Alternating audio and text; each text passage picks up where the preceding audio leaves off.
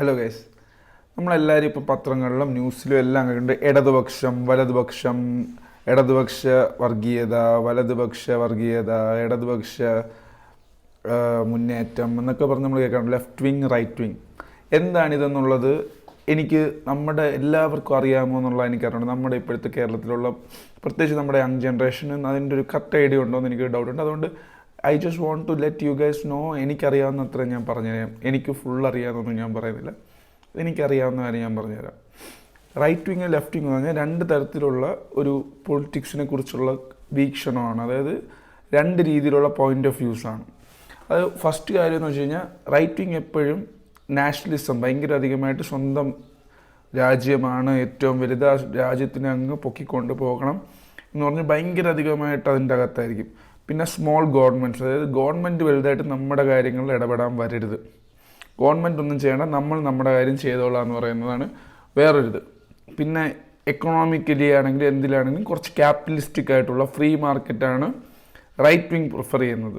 അതായത് ഗവൺമെൻറ്റിൻ്റെ ഒരു ഇടപെടലും നമ്മുടെ എക്കോണമിയിലേട്ടോ നമ്മുടെ സോഷ്യൽ ഇതിലോട്ടോ വരരുത്, ഇൻഡിവിജ്വൽ ഫ്രീഡത്തിൽ ഓടണമെന്നുള്ള ഇതാണ് വരുന്നത്. പിന്നെ അവർക്ക് ഭയങ്കര അധികമായിട്ട് കൺസർവേറ്റീവ്സും ഉണ്ട്. അതായത് പഴയ ട്രഡീഷണൽ വാല്യൂസ്, ട്രഡീഷണൽ കാര്യങ്ങളെല്ലാം നിലനിർത്തണം, അത് മാറരുത് എന്നുള്ളതാണ് അതിൻ്റെ ഇത്. ലെഫ്റ്റ് വിങ് എന്ന് പറഞ്ഞു കഴിഞ്ഞാൽ ഇപ്പോൾ ഉള്ളതിലെല്ലാം പ്രശ്നങ്ങളുണ്ട്, ആ പ്രശ്നങ്ങളെല്ലാം മാറ്റി എൻ്റെ ഫുൾ സ്ഥലം മാറ്റിയാലേ പറ്റുള്ളൂ, ഈ ഫുൾ കാര്യങ്ങൾ മാറിയാലേ ഒരു ശരിയിലേക്ക് എത്തൂ, എല്ലാത്തിലും തെറ്റുകളാണ്, നമ്മൾ ഇതുവരെ ഉണ്ടാക്കി വെച്ചിരിക്കുന്നതൊന്നും ശരിയല്ല, എല്ലാം മാറണം എന്ന് വിചാരിക്കുന്നതാണ് ഒരു ലെഫ്റ്റ് വിങ് ചിന്താഗതി എന്ന് പറഞ്ഞു കഴിഞ്ഞാൽ. പ്രോഗ്രസീവ് ചിന്താഗതി എന്ന് വിളിക്കും. അതായത് ഭയങ്കര അധികമായിട്ട് സോഷ്യൽ വെൽഫെയറിന് വേണ്ടി ഗവൺമെൻറ് ഇടപെടണം. അതായത് ബിഗ് ഗവൺമെൻറ്റാണ് അവരാഗ്രഹിക്കുന്നത്. ഗവൺമെൻറ് എല്ലാ കാര്യത്തിലും നമ്മളുടെ ഇടപെട്ട് ഗവൺമെൻറ് എല്ലാം ചെയ്തു തരുന്ന ഒരാളായിരിക്കണം. പീപ്പിളുടെ എല്ലാ കാര്യത്തിലും ഗവൺമെൻറ് ഒരു ഇടപെടൽ വരണം എന്നാഗ്രഹിക്കുന്നവരാണ് ലെഫ്റ്റ് ലീനിങ് ആയിട്ടുള്ളവർ. ഫോർ എക്സാമ്പിൾ എളുപ്പത്തിലുള്ള ഇത് പറയുകയാണെങ്കിൽ നമ്മുടെ ഇന്ത്യയിലെ കാര്യം എടുക്കുകയാണെങ്കിൽ റൈറ്റ് വിങ് പാർട്ടി എന്ന് പറയുന്നത് BJP ആണ്. ലെഫ്റ്റ് വിങ് എന്ന് നമുക്ക് പറയാനായിട്ട് ഇപ്പോൾ പറ്റുന്നത് കമ്മ്യൂണിസ്റ്റ് പാർട്ടി എന്ന് വെച്ചു. കമ്മ്യൂണിസ്റ്റ് പാർട്ടീൻ്റെ അഭിപ്രായത്തിൽ ഇന്ത്യൻ ഡെമോക്രസിയെ ശരിയല്ല എന്നാണ് കമ്മ്യൂണിസത്തിൻ്റെ ഒരു അർത്ഥം. അവർക്ക് ഇവിടെയുള്ള ഫുൾ സിസ്റ്റം ചേഞ്ച് ചെയ്ത് റെവല്യൂഷൻ ചെയ്യണമെന്നുള്ളതാണ് അവരുടെ ആഗ്രഹം. റൈറ്റ് വിങ് BJP പറയുന്നത് ഇപ്പോൾ ഉള്ളതൊക്കെ തന്നെ കറക്റ്റാണ്, കുറച്ചും കൂടെ നമ്മൾ ട്രഡീഷനെ ഫോളോ ചെയ്യണമെന്നുള്ളതാണ് BJP പറയുന്നത്. അതായത് നമ്മളിവിടെ ആൾക്കാരുടെ കാലോട്ട് വന്ദിക്കുന്ന ഒരു പഴയ ട്രഡീഷനുണ്ട്, അത് മാറ്റരുത് എന്ന് പറയുന്നവരാണ് BJPക്കാർ, അത് മാറ്റണമെന്ന് പറയുന്നവരാണ് ലെഫ്റ്റ് വിങ്കാർ. അതായത് CPM ആയിക്കോട്ടെ, ലെഫ്റ്റ് വിങ് ചിന്താഗതി ഉള്ളവർ. നമ്മുടെ ഇവിടെ അത് തമ്മിലായിരിക്കും എപ്പോഴും ഒരു പൊളിറ്റിക്കൽ അടി. എന്തൊക്കെ മാറ്റണം, എന്തൊക്കെ മാറ്റണ്ട, എന്തൊക്കെ കറക്റ്റാണ്, എന്തൊക്കെ കറക്റ്റല്ല. ഈ അടിയാണ് നമ്മുടെ മെയിൻ ഒരു പൊളിറ്റിക്കൽ ഐഡിയോളജി എന്ന് പറയുന്നത്. ഇതിലേതിൽ നമ്മൾ പെടുമെന്നുള്ളതാണ്. ഞാൻ കുറച്ച് റൈറ്റ് വിങ് ലെഫ്റ്റ് വിങ് ലീഡേഴ്സിൻ്റെ എക്സാമ്പിൾസ് പറഞ്ഞുതരാം. ഫസ്റ്റ് റൈറ്റ് വിങ്ങിൻ്റെ ഒരാളിൽ നോക്കാം. റൈറ്റ് വിങ് എന്ന് പറയുമ്പോഴേ ഒരാളുടെ പേര് നമ്മൾ പറഞ്ഞേ പറ്റൂ, അതാണ് അഡോൾഫ് ഹിറ്റ്ലർ. അഡോൾഫ് ഹിറ്റ്ലർ എന്താണ് ചെയ്തതെന്ന് വെച്ച് കഴിഞ്ഞാൽ ഭയങ്കര അധികമായിട്ട് ആര്യൻ റേസ് എന്ന് പറഞ്ഞിട്ട് അവരുടെ റേസ് ഉണ്ടായിരുന്നു. ആ റേസാണ് ഈ ലോകത്തിൽ ഏറ്റവും നല്ലത്, ജ്യൂസാണ് ഏറ്റവും മോശം, ഈ ജ്യൂസിനെയൊക്കെ എലിമിനേറ്റ് ചെയ്താലേ ശരിയാവുള്ളൂ, ഈ ആര്യൻസാണ് ഏറ്റവും വലിയ സുപ്രമസി ഉള്ളവർ, അവർ ടോപ്പ് G ആണ് എന്നുള്ള രീതിയിലാണ് ഹിറ്റ്ലർ ഓടിച്ചത്. എന്നിട്ട് അത് ഭയങ്കര അധികം, ഹിറ്റ്ലറിനെ കുറിച്ച് കൂടുതൽ പറയേണ്ട ആവശ്യമില്ലല്ലോ, അത്രയും മാത്രം നെഗറ്റിവിറ്റി സ്പ്രെഡ് ചെയ്ത ഒരാളാണ് ഹിറ്റ്ലർ.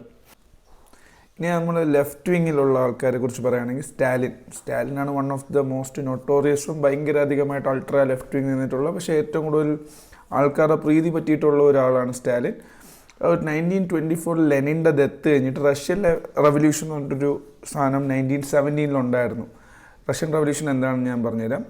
ഭയങ്കര പെട്ടെന്ന് ഇൻഡസ്ട്രിയലൈസേഷനും കളക്ടിവൈസേഷനും ഒക്കെ കൊണ്ടുവന്ന് ഭയങ്കര അധികമായിട്ടൊരു ഇൻഡസ്ട്രിയൽ സൂപ്പർ പവറായിട്ട് സോവിയറ്റ് യൂണിയനെ മാറ്റി. പക്ഷേ ഭയങ്കര അധികം ആൾക്കാർ മരിക്കുകയും കൊല്ലപ്പെടുകയും എല്ലാം ചെയ്തു. ഭയങ്കര അതോറിറ്റേറിയനായിരുന്നു. സ്റ്റാലിൻ പറയുന്നതാണ് അവിടെ ലാസ്റ്റ് വാക്ക്, വേറെ വാക്കുകൾ അവിടെ ഇല്ലായിരുന്നു. അങ്ങനെ ഓടിച്ച ഒരാളാണ് സ്റ്റാലിൻ. റഷ്യൻ റവല്യൂഷൻ എന്താണെന്ന് വെച്ചാൽ ഭയങ്കര ഒരു ലെഫ്റ്റ് വിങ് ഒരു റവല്യൂഷൻ ഉണ്ടായത് റഷ്യൻ റവല്യൂഷനാണ്. റഷ്യൻ റവല്യൂഷൻ എന്ന് വെച്ച് കഴിഞ്ഞാൽ ഒരു 1917 ഒരു ഫെബ്രുവരി റവല്യൂഷനും ഒരു ഒക്ടോബർ റവല്യൂഷനും ഉണ്ടായി. ഫെബ്രുവരി റവല്യൂഷനിലൂടെ റൊമനോവ് ഡൈനസ്റ്റി എന്ന് വെച്ചാൽ അവിടെ എല്ലാം ഒരു അച്ഛൻ്റെ മോൻ അങ്ങനെ പൊയ്ക്കൊണ്ടിരിക്കുന്ന ഒരു ഫാമിലി ഒളിഗാർക്കി ആയിരുന്നു റഷ്യ. ഫാമിലി അനുസരിച്ചിട്ട് പവർ കിട്ടുന്ന പോലെ ആയിരുന്നു. പക്ഷേ ഈ ഫെബ്രുവരി റവല്യൂഷനിൽ റൊമനോവ് ഡൈനസ്റ്റി എന്ന് പറഞ്ഞാൽ റൊമനോവ് ഫാമിലീനെ അവർ തീർത്തു. ബൊളോഷെവിക് എന്ന് പറഞ്ഞിട്ട് ഒരാളാണ് ഈ ഒക്ടോബർ റെവല്യൂഷൻ ഓടിച്ചത്. അവർ ഫുൾ ഒരു സോഷ്യലിസ്റ്റ് ഗവൺമെൻറ്റിനെ കൊണ്ടുവന്നു. എന്നിട്ട് വ്ളാഡിമിർ ലെനിനെയാണ് അവർ അതിൻ്റെ മെയിൻ ആളായിട്ട് വെച്ചത്. അവിടുത്തെ ഫുൾ കാര്യങ്ങൾ മാറ്റിമറിച്ച് ഒരു വേറെ ലെവലിലോട്ട് ഈ ലെഫ്റ്റ് വിങ് ഐഡിയോളജി എന്താണെന്ന് ലോകത്തിന് കാണിച്ചു കൊടുത്ത ഒരു ഇതായിരുന്നു റഷ്യൻ റവല്യൂഷൻ. ഇനി റൈറ്റ് വിങ്ങിനെ കുറിച്ച് വേറെ റൈറ്റ് വിങ് ആളിനെ കുറിച്ച് പറയാനാണെന്നുണ്ടെങ്കിൽ ബെനിറ്റോ മുസ്സോളിനി എന്ന് പറഞ്ഞാൽ ഹിറ്റ്ലറിൻ്റെ അത്രയും തന്നെ ബാഡായിട്ടുള്ള ഒരു വ്യക്തിയായിരുന്നു. പക്ഷെ ഭയങ്കര അധികമായിട്ടുള്ള ഒരു അന്നത്തെ പൊളിറ്റിക്കൽ ലീഡേഴ്സ് എല്ലാവരും കുറച്ച് ബാഡായിരുന്നു. At the end of the day ആരും വലിയ ഗുഡൊന്നും അല്ലായിരുന്നു. ചേഞ്ച് ഉണ്ടാക്കിയത് ഇന്ത്യക്കാരാണെന്ന് വേണമെങ്കിൽ പറയുകയും ചെയ്യാം. മുസോളിനി ഭയങ്കര റൈറ്റ് വിങ് എന്ന് പറഞ്ഞാൽ ഈ ഫാസിസം എന്താണ്, ഫാസിസം എന്ന് പറഞ്ഞു കഴിഞ്ഞാൽ ഒരു സാധനമുണ്ട്, അതാണ് ടോപ്പ് എന്ന് പറഞ്ഞുകൊണ്ട് നാഷണൽ ഫാസിസ്റ്റ് പാർട്ടി എന്നാണ് ആ പാർട്ടിയുടെ പേര് മുസോളിനി ഓടിച്ചുകൊണ്ടിരുന്നത്. അതോറിറ്റേറിയനിസം, നാഷണലിസം, ആൻറ്റി കമ്മ്യൂണിസം, ഇതെല്ലാം ആയിരുന്നു അവരുടെ മെയിൻ ഇത്. ജർമ്മനിയും മുസോളിനി, അത് ഹിറ്റ്ലറും മുസോളിനിയും കൂടെ ചേർന്നാണ് വേൾഡ് വാർ 2 എത്തിച്ച് അതൊരു ഏറ്റവും കൂടുതൽ ആൾക്കാർ എതിർ വാക്കുകൾ ഏറ്റവും കൂടുതൽ അടിച്ചമർത്തിയിട്ടുള്ള ഒരു ലീഡറാണ് മുസോളിനി. അടിച്ചമർത്തി ചോദ്യ ഉത്തരവൊന്നുമില്ല, കൊല്ലുക, അത്രേ ഉള്ളൂ. ചോദ്യ ഉത്തരവില്ല, കൊല്ലുക. പിന്നെ എല്ലാവരും പറഞ്ഞ് കേട്ടിട്ടുള്ളത് ഞങ്ങൾക്ക് അതൊക്കെ മാവോ നമ്മൾ പറഞ്ഞിട്ടേ ഉള്ളൂ. ഈ മാവോ സെഡോങ്ങിൻ്റെ റെവല്യൂഷൻ എന്ന് പറഞ്ഞു കഴിഞ്ഞാൽ 1949 പീപ്പിൾസ് റിപ്പബ്ലിക് ഓഫ് ചൈന, ഇന്നത്തെ ചൈനയാണ്. അന്ന് ഭയങ്കര നാഷണലിസ്റ്റിക് ആയിട്ടുള്ള ഒരു ഗവൺമെൻറ് ആയിരുന്നു അവിടെ ഓടിക്കൊണ്ടിരുന്നത്. അത് മാറ്റി കമ്മ്യൂണിസവും സോഷ്യലിസവും കൊണ്ടുവന്ന് വേറെ രീതിയിലാക്കി സൂപ്പറാക്കിയ ഒരു ആളാണ് മാവോ എന്ന് എല്ലാവരും പറയും. പക്ഷേ അവിടെയും ഭയങ്കര അധികമായിട്ടുള്ള ഒരു സിവിൽ വാർ കഴിഞ്ഞിട്ടാണ് ഈ നാഷണലിസ്റ്റ് ഗവൺമെൻറ്റിനെ മാവോ പുറത്ത് വിട്ടത്. അതായത് ഈ നേരത്തെ ഞാൻ പറഞ്ഞ റൈറ്റ് വിങ്ങും ലെഫ്റ്റ് വിങ്ങും തമ്മിൽ ഒരു വലിയ അടി ചൈനയിലും ഉണ്ടായിരുന്നു. അത് കഴിഞ്ഞ് അത് മാവോ ജയിച്ചാണ് ചൈനീസ് കമ്മ്യൂണിസ്റ്റ് പാർട്ടി ഉണ്ടാക്കുന്നത്. അപ്പോൾ ഇവരൊക്കെയാണ് ഇപ്പോഴത്തെ മെയിനായിട്ടുള്ള ഞാൻ പറഞ്ഞ right wing and left wing. പക്ഷെ നമ്മൾ ആസ് വോട്ടേഴ്സ് നമ്മൾ ഇതിലൊന്നും പെടാറില്ല. നോർമലി നമ്മൾ അൾട്രാ റൈറ്റും അല്ല അൾട്രാ ലെഫ്റ്റും അല്ല, നമ്മൾ മിക്കപ്പോഴും സെൻറ്ററിലാണ് നിൽക്കുന്നത്. ഞാൻ പറഞ്ഞത് സെൻറ്ററിൽ. ഇതിൽ കോൺഗ്രസ്സിൽ എന്തുകൊണ്ട് എപ്പോഴും അടിയുണ്ടാവുന്നു എന്നുള്ളൊരു ചോദ്യം വരാറില്ല. അങ്ങോട്ടും ഇങ്ങോട്ടും ഒരു എതിരഭിപ്രായങ്ങൾ എപ്പോഴും ഉണ്ട്. ഒന്ന്, ഇപ്പോൾ ഒരു മെയിൻ ലീഡറില്ല. ഇന്ദിരാഗാന്ധി ഉണ്ടായിരുന്ന വലിയ അടിയില്ലായിരുന്നു. അത് ലീഡർ ഉള്ളപ്പോഴത്തേക്കും വലിയ അടികൾ വരാറില്ല. ഇപ്പോൾ ഒരു മെയിൻ ലീഡറും ഇല്ല. 2 തരത്തിലുള്ള ആൾക്കാർ കോൺഗ്രസ് പാർട്ടിയിലുണ്ട്. അതായത് നെഹ്റുവിനെ ഫോളോ ചെയ്യുന്ന എല്ലാ മാറ്റവും ഭയങ്കര പ്രോഗ്രസീവായിട്ടുള്ള ഭയങ്കര അധികമായിട്ട് ആൾക്കാരുടെ ആഗ്രഹങ്ങൾക്ക് വേണ്ടി നിൽക്കുന്ന ഒരു ആൾക്കാരും ഉണ്ട്. അതുപോലെ തന്നെ ഗാന്ധിജീനെ പോലെ കുറച്ച് കൺസർവേറ്റിസം വേണം എന്ന് വിചാരിച്ച് നിൽക്കുന്ന ആൾക്കാരും ഉണ്ട്.